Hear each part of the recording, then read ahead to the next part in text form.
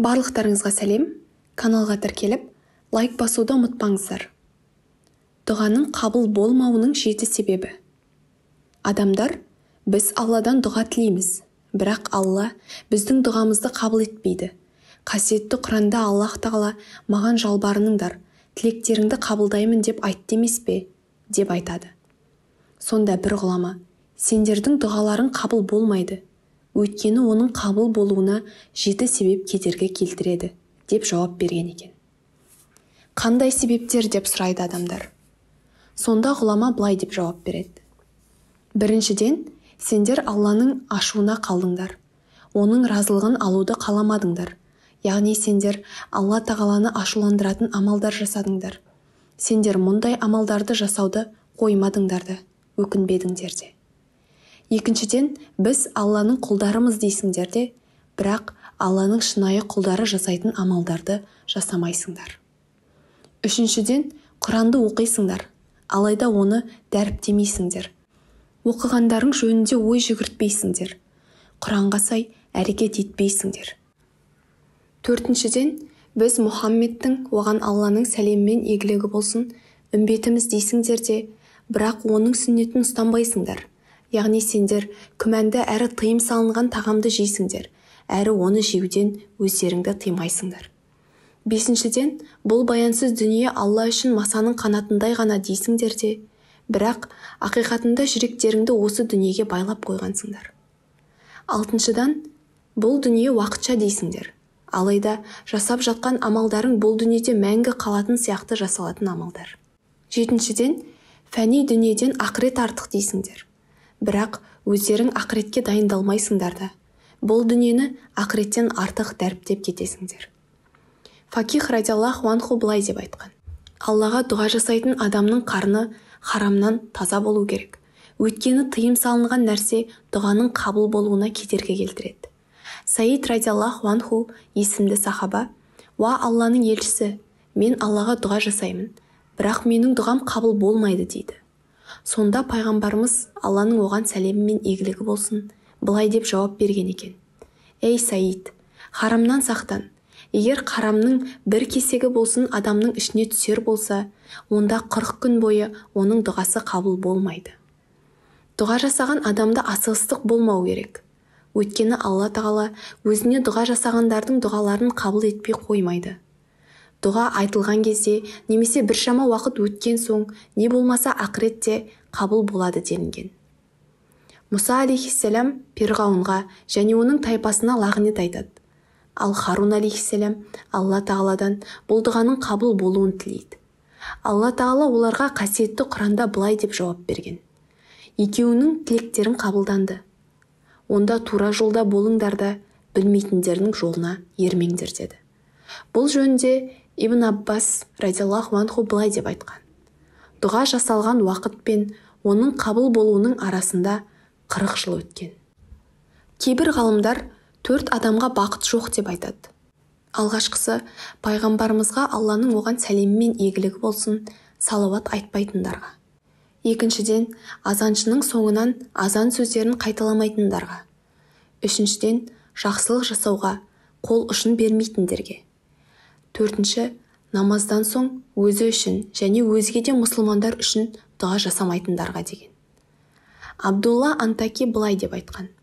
Келесі 5 амал жүректің дәрісі болып табылады. Тақуалармен дос болу, Құран оқу, ішті харамнан босату, түнді құлшылықпен өткізу, таң сәріде Аллаға дұға жасау. Дұғам қабыл болсын десеңіз. Араб тілінде дұға сөзінің мағынасы сұрау, жалбарыну дегенге келеді.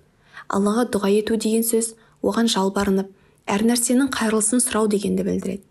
Басқа бір адамға дұға ету, ол адамға жақсылық тілеу дегенге саяды. Демек, дұға пенденің Раббысынан жалбарынып сұрауын білдіреді. Осы тұста айта кететін бір жайт, жасаған дұғасы қабыл болуы үшін әр мұсылман дұғаның әдептері мен шарттарын, қабыл болу ықтималдылығы жоғары уақыттар мен қабыл болуын тосатын кедергілер жайлы хабардар болғаны да дұрыс. Дұғаның әдептері. Алғашқысы Аллаға мадақ, пайғамбарға оған Алланың салауаты мен сәлемі болсын, салауат айтумен бастап аяқтау керек. Екінші дұғаны қиыншылық кезінде де, кеңшілік кезінде де қылу. Үшінші, жанұясына, не мал-мүлкіне, не балаларына, немесе өзіне қарсы келетін дұға қылмау. Төртінші, дұғаны ақырын дауыспен қылу.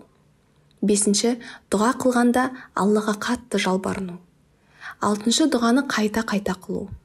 Жетінші, құблаға қарап дұға қылу.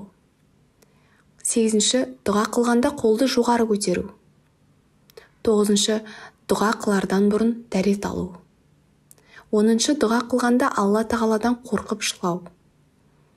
11-ші, басқа біреуге дұға қылса, бірінші өзінен бастау.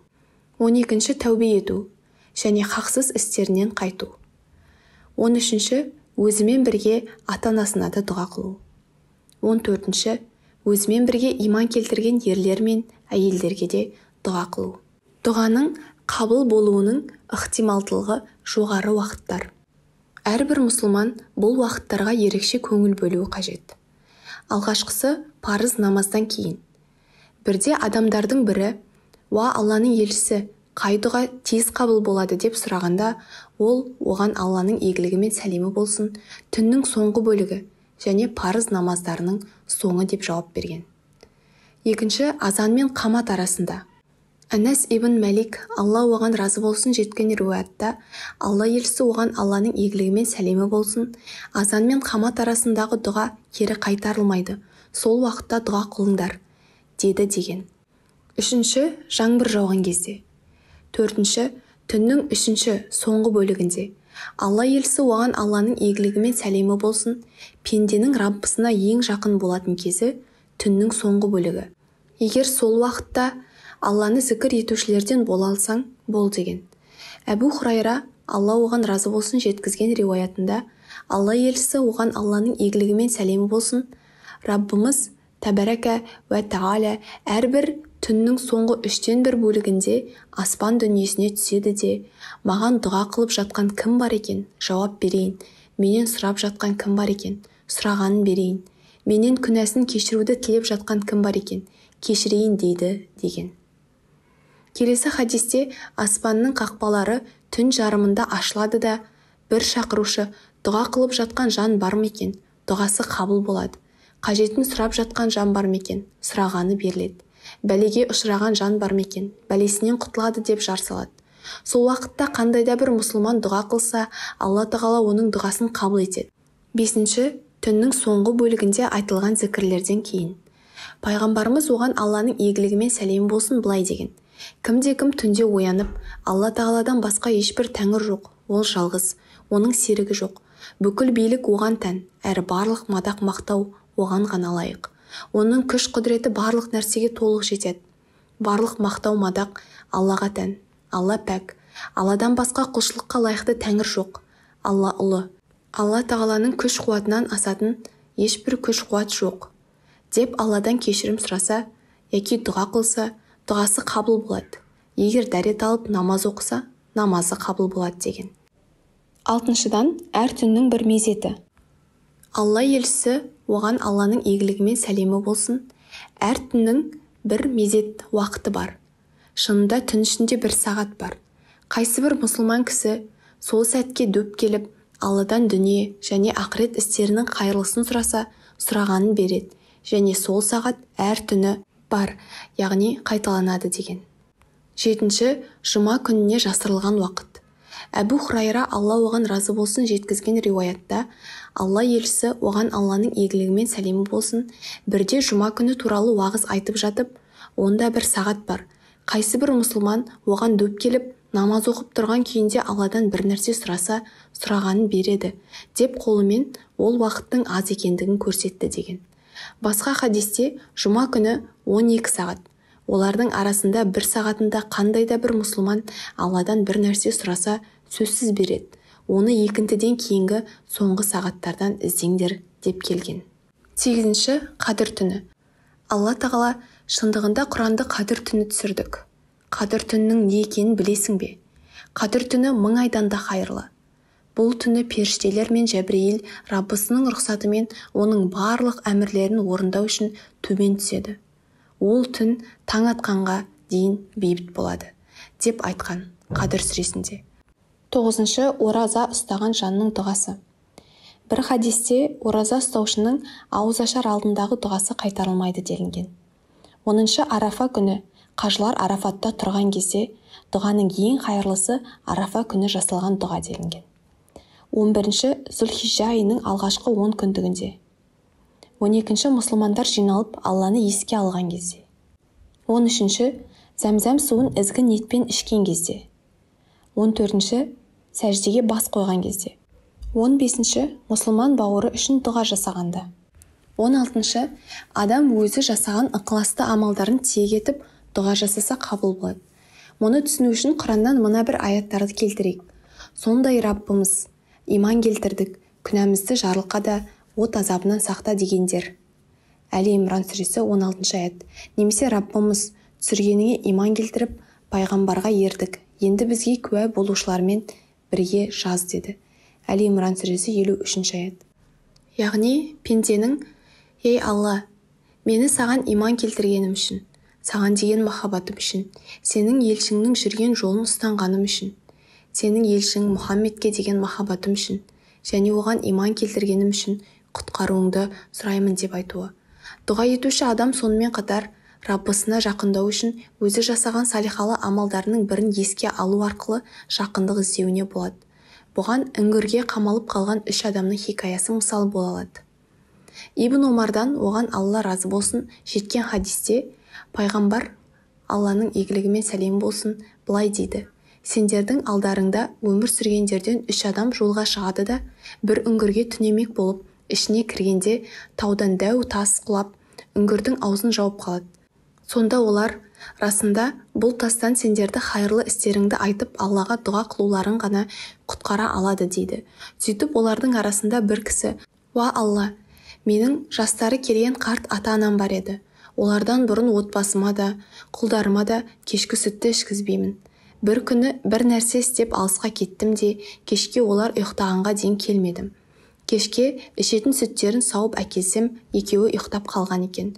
Сүтті олардан бұрын отбасыма да бергім келмей, ыдысты қолыма ұстаған күйі таң атқанша олардың оянғанын күтіп отырдым. Сосын екеуі оянып сүттерін ішті. Уа Алла, егер соны өзіңнің дидарыңды іздеп істеген болсам, бізді басымызға түскен мына тастан құтқара көр дейді.